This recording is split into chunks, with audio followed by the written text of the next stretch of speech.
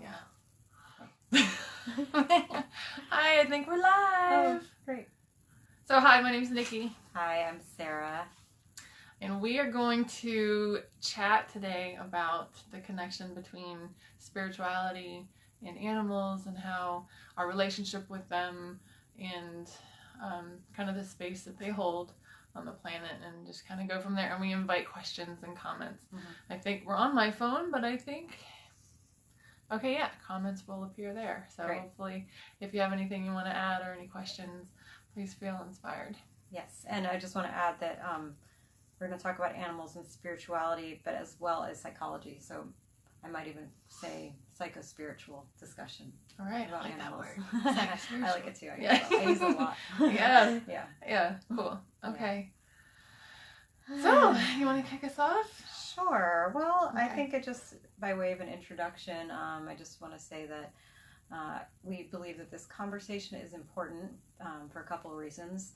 One is that conversations about animals between both activists and non-activists alike often are filled with a lot of intense emotion and often bring up a lot of intense feeling in one direction or another, whether it's extreme defensiveness in meat eaters, or it's trauma, anger, rage in vegans, and all the other feelings for all people in between. I think it's a conversation that's really important to acknowledge and to understand why it is surfacing so much intense emotion.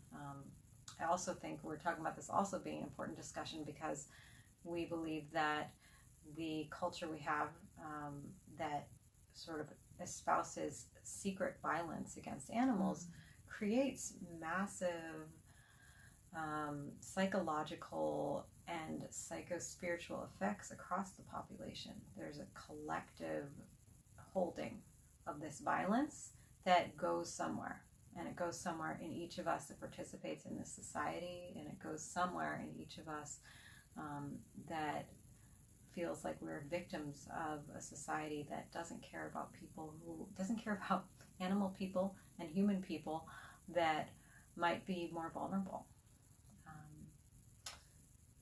And that a culture that, at once acknowledges that animals are sentient, but whose practices have not caught up with that knowledge, right? There's a real disconnect there between what the scientific community is saying right now and between the way we're treating animals in factory farms as though they actually were objects. So I think that's what I would say. Anything you want to add about way of preview? I like the way you just packaged that. And what I noticed with myself before I even let myself look at food animals as beings, because for my whole life they're here for food. Cows, turkeys, pigs, chickens, fish, they're just here to be a food source. So that's where I left it. I was very flat. And it wasn't until I went vegetarian in my college years that I was able to I didn't know it, but I was letting my guard down. I was softening. I only went vegetarian for the environment. I was like, I don't want to go vegetarian, but if I care about the natural world and the decimation of wildlands for wildlife, I have to stop eating animals, because I'm learning in college that animal agriculture is doing more damage than any other sector, which is not surprising because of the amount of heart pinching off that it takes to do that. So it only makes sense that it would destroy our planet. Mm-hmm. But when I finally told myself I had to be in integrity and go vegetarian to help the environment, it was like this wall dissolved, this veil lifted. And so when I did finally sit and watch a video of how animals are treated, because I didn't let myself watch that before, I didn't want to see it, which is, red flag. Then I was able to say, wow, gosh, chickens are just like cats and horses and bunnies and pigs, and it all just started to click and come together, and my heart was open, and I was able to extend that kindred awareness of you matter, you have your own ways of doing things. And so that shifted my frequency tremendously and allowed for greater capacity for feeling on all levels, which means that the painful things hurt pretty bad, but the joys are pretty expansive as well. And it was an integration. It's being able to embody the essence that I believe a human being is here to embody, which is realization of connection with all life, not partitioning. And so the flatness that I had felt was, I believe, pinching off because of thoughts that this section of life is less valuable than the others. Yeah, absolutely. And I think that really speaks to me to what we were talking about earlier around what is the cost of engaging in a practice that denies the subjectivity of an other. What is the cost for us in engaging in that practice? Where does that knowledge go? And the fact that when you stopped eating animals, that you actually felt a huge energetic and psychological shift, that you felt the barriers between you and animals dissolving, and I'm imagining it opened up other areas of your life as well, that these walls go into our bodies as places of contraction in our muscles, places where we have to put a barrier up between us and others, where we have to put a barrier up where I can't see that suffering, or I can't see that person suffering. And what happens is, while we might feel more protected, we're also more dense, and we don't have access to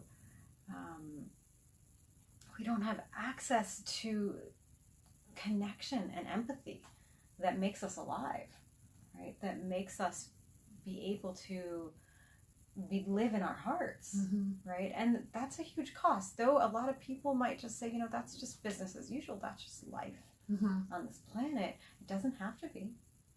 Right? It doesn't have to be. It doesn't have to be, Sarah. And I think we're seeing the effects of it trying to have it be that way. Yeah. We're seeing not only is it costly on our physical, emotional, and spiritual selves, but it's costing us the quality of life, our health, our stability, our survivability. And I'm not surprised, it's feedback, right? Where everything is feedback. Everything is a reflection. And so the flatness that we see mirrored back to us is normal. It's absolutely considered culturally acceptable to have a fundraiser to help homeless dogs and cats with a pig roast or barbecue. That's just become so normalized. But when you look at the absurdity of it, when we hear about people in China eating dogs and cats, we freak out. Right. There's such a disconnect here. And it's the beauty of it. And I know you've seen this too. What makes me light up is to see and feel the vibration rise around when people are excited over funny and cute animal videos. There's such a huge explosion of appreciation and healing happening, and joy from us watching animals. We have pets in our family, so the vibration for love of animals is off the charts. So I know the potential of that the human being can embody while being on this earth, humaning, being a presence here. The potential will ripple and heal in all areas. I know and feel that when we allow ourselves to open our hearts to recognizing that joy is with all beings, not just dogs, cats, and bunnies, but with all of them. When we can let ourselves feel that, holy crap, you guys, there's nothing that we're not going to be able to shift on this planet. The answers, the ideas, the creative inspiration that come through when we're in that frequency, that's what we're looking at. That's where humans are moving towards. It's that essence. What that's bringing up is a memory of, there are a few paintings that are supposed to represent kind of a primordial heaven on earth, a time of primordial heaven. And these paintings, what they show is humans and all kinds of animals sort of lying down together. I think it's a line in the Bible. I'm not very familiar with the Bible, but I think it's when the lion shall lie down with the lamb or something like that, right? And of course, right? And I think there's something in that for us about, though it might be a metaphor, I think that there's also a truth to that language being used around animals, that there's something we feel when we see an image of being at peace with animals, that something feels deeply at peace within us. At least for me, that's how it works. Well, for you, but also I feel like it's been proven scientifically and in the medical communities. It's why we have emotional support animal programs, and we have animals that go into hospitals to heal in the elderly homes. We are naturally uplifted. Yeah. When we don't have trauma, we can sometimes have such a resistance or a trauma because of a memory or some indoctrination around a certain animal. But what we've seen is that there is an affinity, a kindred realization. Absolutely. And so when we have that affinity and at the same time block out our affinity with other animals, food animals, or animals that might be on our shoes, or animals that maybe we're using, maybe not even realizing that we're using, we might think, oh, we should include them ethically. Yes, there is an ethical imperative, but I think it's more than just ethical. And I think, personally, I believe all ethics stem from a deep knowing and a deep emotional intuition that something is not in alignment within us. But actually, emotionally and energetically, we owe it to ourselves to include those animals that we're pinching off. Yes. Right? Oh, we totally do. And I feel like in terms of integration and coming into harmonic balance with ourselves, what came to me a few years ago is that, maybe the collective human race, maybe as individuals, we look at animals and treat them the way we treat our own inner innocence. Yes. Our inner child, our inner vulnerability. We don't live in a world that really favors vulnerability and expressing softness. It's still considered a weakness with a dominant, heavy, fear-based masculine energy that's been owning this planet for so long. It's still, we're working on it. Vulnerability is making its way to the surface. Thank you, Brene Brown. But we're feeling the power that comes from being vulnerable. And so I feel like animals, they're so innocent. They're so vulnerable. They're at our mercy. They can never say thank you when you extend compassion to them. They can never repay you. You may never meet the pigs, cows, turkeys, chickens, and fish that you extended compassion to by not eating them. You'll never meet them. And so you're not getting anything back. There's no utility. There's no biological need to sustain the lives of all these others, because where is it impacting you? So there's some kind of thought process, really, that looks at these innocents and just disregards them because we disregard our own innocence, our own vulnerability, and we shove it down and it's not important and power through it. I absolutely think this is a reflection of how we treat ourselves, and I think it's such a good inquiry to think about, how, in what ways do I make myself meet? In what ways do I make myself simply something of utility, right? Do I not honor myself as living? What ways do I drag myself through my day or through my life as something to be used for others, as something to be used to make money, as in some way of as a kind of prostitution of my being.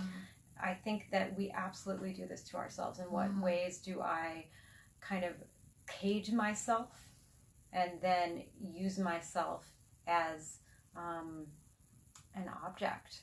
And I think we do that to ourselves. And I think then when there are little cries from within, there's little cries saying, I need something else. Like, I need to be free. I need to come out. We can hear those whispers. But it's so easy to kind of just squash them down and to say, you don't matter. Right? To say, you're not real. You don't matter. Are you making me money? Little cry from within, little vulnerable, hungry inner child or inner innocence. No. Are you getting me through my to-do list? No. So why should I listen to you? It's so easy. And the same way, it's easy to ignore animals, right? They're not organizing protests and forcing their ways into our Congress. They're not having marches, right? They're behind the walls that we built for them, screaming, squealing, and pleading with their eyes, just in the same way that the parts of us that we squash down are doing the same. Yeah. And so I really hope this can address where anybody might feel, but what about humans? Why aren't you spending your time and energy trying to help the relationship of humanity with humanity? And what I hope this is going to start helping come clear for people is that this is very vital in our relationship to humanity. And it's hard to, like, when you're in the toe-to-toe view of this, you're not going to probably see it. So I'm not talking to that part of you. I'm talking to your heart. I'm talking to any part of you that has been pinched off or atrophied or denied in the natural flow of your essence. when we cannot show up to the most vulnerable among us with reverence and compassion and fully seeing the most vulnerable among us, we cannot show up in any other way, in a way that is going to transform and heal and uplift and unify. The vulnerability is the critical piece, and seeing the innocence in one another. And if we have what it takes to impose harm and suffering among the most vulnerable among us, that's why Mahatma Gandhi's quote has been so powerful and so resonant. The greatness of a nation and their moral progress can be judged by how they treat their animals. And they didn't say children or the elderly. They said animals, because it really demonstrates, it shows. It shows about where you're functioning. If you have what it takes to impose cruelty on the most innocent that can't ever fight back. And they can't, as Sarah said, even tell on you. They can't call you out and rally on their own behalf. So it really speaks volumes as to the brawn that humanity has demonstrated, the impact that we have on this planet, and the things that we can do. And we're just plowing through it all, wrecking things in our path. And that just shows how absolutely disconnected and disjointed we are from our truth. Right. I'm thinking about right now animals. I'm thinking about these different members of the earth community: humans, animals, different categories of humans, different categories of animals, plants. And I'm thinking of it almost in terms of family systems, right? And so in family systems theory, there's often one member of the family that kind of holds the suffering for the whole family system. And it really feels like in some ways that in our earth family, animals are holding so much of the suffering, right, for all of us. They're what we would call the IP, the identified patient, the one that is kind of thrown under the bus, ignored. And if we go back to the time of Descartes, they were called machines. They're completely denied. And so I think that in some ways, to heal this whole family, we're part of this whole interconnected family, right? There's no difference between human movements and animal movements, right? We're all one whole. They're all here. They're all part of us. So this oppressed family member really needs to be reintegrated into the family whole. Wow, that's huge. I felt a major... And I think, how do we accomplish this? The way we accomplish this, you guys, is by our own individual reflection. Going inside and seeing, how do you feel about animals? I did a Vibe It Up video on this where we close our eyes. So everybody join us, close your eyes, and think of animals that make you expand, that bring you joy. Rabbits and kittens and puppies and whatever animal you think of that really brings this expansive feeling into your heart. And now, think of a cow, a pig, a turkey, a chicken, or fish. And do you still feel that expansion in your heart? And if you don't, this is a conversation for you. Look into that. Ask why. And I don't think any of us are doing it on purpose. I know I didn't. I always loved animals. It just was normalized to me to not look at those as animals. They was my lunch or whatever. It was packaged in a plastic wrapper or a box. But when we look at our own individual's relationship with these parts of these animals' bodies that we are consuming, I think it will lift the veil and give us a lot of insights on where the work needs to be done. Nikki, when I just did that exercise, it was interesting. I just tapped in for a second, and when I thought about cows and turkeys, I did feel a contraction, and I think that was a lot of that was also grief and guilt about what they're experiencing. Maybe not so much that I don't care for them as much, but that I feel, oh my God, I almost felt like this collective cry come out from my chest. And so it was hard to think about them in a way. When I was thinking about cute animal videos, I was thinking of some baby goats hopping around or something. When I thought about them, I just felt like it's massive. It's like living inside of me. Yeah, well, we still need to look at that. It's communicating with us. Yeah. There's something, because we're all empathic, you guys. We're all psychic. We're all empathic, and we feel things. And some people will say, well, I don't want to tap in to feel that suffering of what animals are going through. It's safer to just wall it off. And that's real. A lot of us have that story of, I'm not going to open up and start caring and feeling about that stuff. But at the end of the day, that's part of being alive, is being open and feeling and connected to the whole. And if you're pinching it off in one area, you're pinching it off in a lot of areas, and this manifests as a lot of dis-ease and illnesses and life trauma and drama and repeat challenges. And that's just what happens when you're pinching off. Our natural essence is to be open and to be connected and to feel. And it's only in that way can we be in integrity and be stewards of the planet like we're here to be. We cannot conduct our lives on this planet pinched off from what is. We don't know where to up-level and shift and bring healing when we're pinched off from what is. So we have an opportunity and a moral obligation, I believe, responsibility, to show up in a way. This is our mama bear energy. I feel like it's our divine feminine coming up.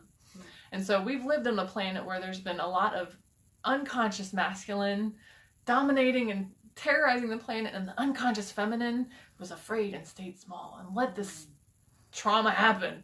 But we're seeing the conscious masculine come up and the conscious feminine. And the conscious feminine, to me, I feel a lot of mama bear energy. I feel a lot of, you will fucking feed those children. You will stop abusing these animals. And it's not like fight, aggressive, grr, I'm going to beat you up. But it is, this stops, and it stops now. Right. You know, it's like no more of this waiting for Congress to pass a bill. No, it stops right that's now. The fire. It's right. That's the Kali energy. That's the, this is not going to happen anymore, you know? Right. So that, I feel, is coming up in a lot of us. Fierce love. Yes, it's fierce love. It's unapologetic. Yeah. It's unwavering. Right. And it's not going to sit by and let this happen anymore. And the masculine is like, we're taking action and we're stopping it, you know? So it's these conscious levels of ourselves that are being called to come up and start taking action on behalf of love. Yeah, I'm just thinking about that climate activist, Greta, and just what she embodies. She's so powerful. Yes. And she just says it exactly how it is to all these adults. Yeah. She's I amazing. love her. Oh my She's God. such a prime example. Oh. She's a little gem. She's not little. There's nothing about this girl that's little. She is She's massive. got that bear energy. Yeah, she's got that mama bear energy. And I think we all have that in us. And what's preventing our mama bear energy from coming up? And it's not gender specific, you guys. It doesn't have anything to do with man or woman or in between. It's energy. And we all have both. And if we're out of balance, it's because we don't have that energy alive within us.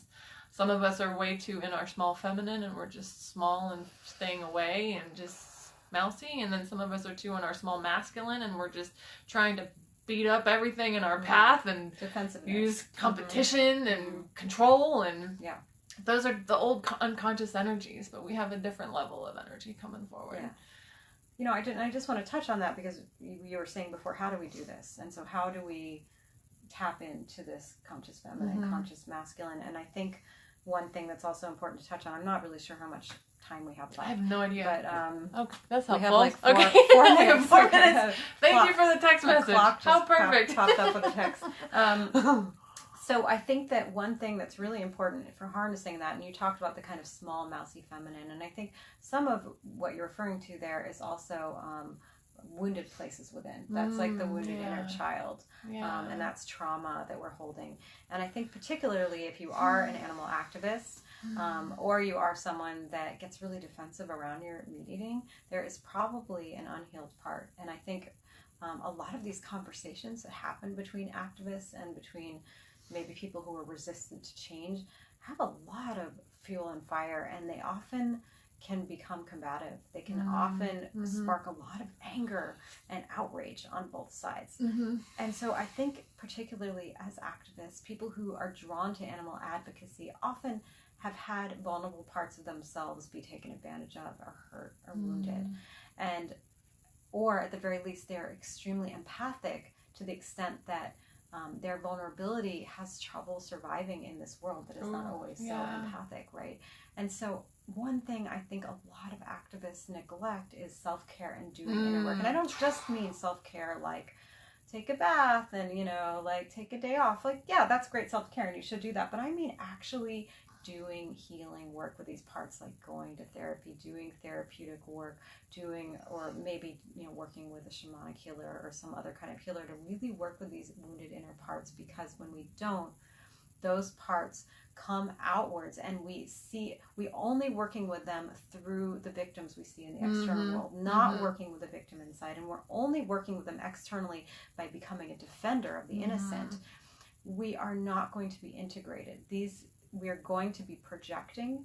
We're going to be trying to fight for our inner self through the outside world, and that's going to lead to dualism. That's going to lead to kind of a fight or die approach, which I mean, which there's certainly a place for, right? We're certainly at a time where maybe it is fight or die, but it doesn't allow you to make bridges to other people. It's going to cut you off from other people. It's going to cut you off from non-activists, and it's going to lead to probably extremely negative view of the world and of others. So I do think that doing that healing work, if you are an activist, whether animal or another kind of activist, is so crucial. At the same time, if you are a meat eater or someone that really defends and feels very defensive around eating meat, I think looking at what, again, in the same way, what is the part of you that you are kind of selling out? What is the part of you that you are kind of stuffing down and taking in unconsciously without actually healing, right? What is that dead body that lives inside of you that hasn't been resurrected for a long time? Wow. So anyway. huge. Yeah. No. Oof. That was perfect. And to add to that, because we are going to wrap up, is that what I'm understanding is that energetically, the frequency of neglect and abuse and control and all that heaviness, that energy is in all of us. It takes on different forms in the physical. So, like, I can have the energy of neglect in me. I haven't healed my own feelings of neglect. That frequency is in me, that signature. And so that energy in me is contributing to what is happening out there with regards to neglect of others. It's the frequency. There's a connection to that.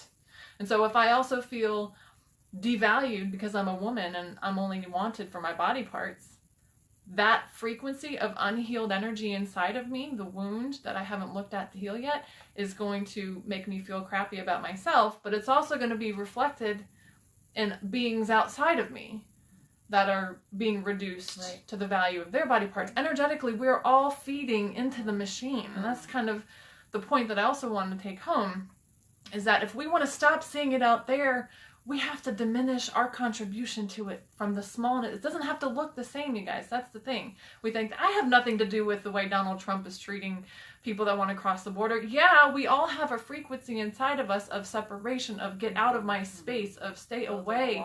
I have to protect myself. We have that fear-based something in us. Energetically, we are contributing to the frequency that's causing all of this disarray on the outside. And again, it looks differently inside of us, but it's happening. So that's where we have to also do our inner stuff. Look inside, flip the hood. Where are we holding that frequency in some way? Absolutely. Great way to end. The phone is signaling the ending bell. Yeah, but thank you so much for that. That was so powerful. Yeah. Thank you so much for watching. Yeah. Everyone, comment, ask questions, share this video. We want this conversation to continue far beyond right now. So we're both available, Nikki and Sarah. And I'm doing a dream workshop. If you can hear over the ringing phone, I'm doing a dream workshop. You can just check out my page, and we'll be diving into a dream on Friday. If you want to do some of that healing inner work, post the links on the comment. Okay, under this. I'll post links. Cool. Okay, thanks. All right, thanks everyone. Bye.